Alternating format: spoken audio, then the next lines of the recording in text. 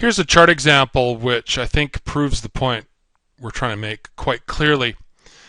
And to do so, I'm going to compare two types of reversal conformations on the same chart, one being a trendline break, the other being MACD. And we're going to compare where we're at in terms of price action on one versus the other. So even though we haven't yet explained how to draw trend lines, I've gone ahead and done so here anyway, whereby we have a high conveyed by this first red arrow, a lower high conveyed by the second red arrow, and in fact a third high in alignment, perfectly respecting this falling resistance trend line. And the idea here is very simply that when you have a bullish close, in this case a strong up close, through that resistance trend line, there's some indication of a directional bias reversal from down to up.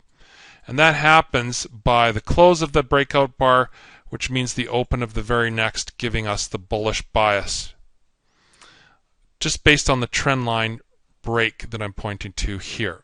And again, we'll cover all these topics in greater detail as we go. To achieve the same result, MACD has to cross up and through its trigger line or signal line, which it does on the close of this histogram bar I'm pointing to, which happens to align with the close of this bar on the price panel I'm pointing to.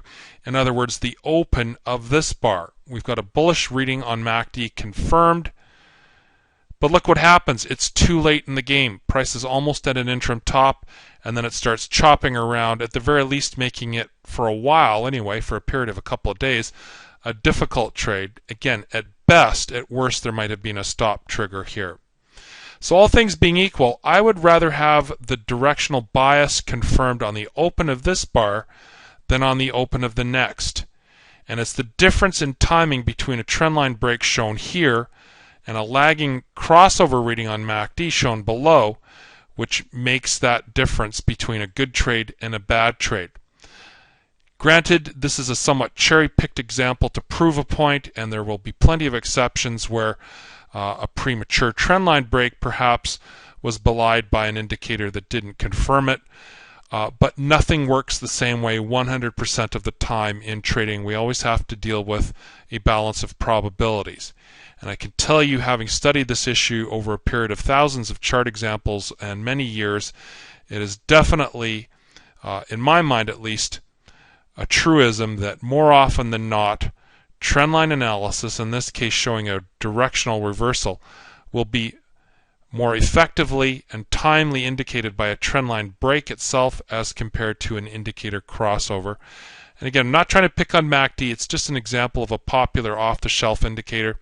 But because the 12 to 26.9 settings, again, are arbitrary, they have nothing to do whatsoever with what's happening on price itself, that's going to result in lagging or sometimes even inaccurate readings.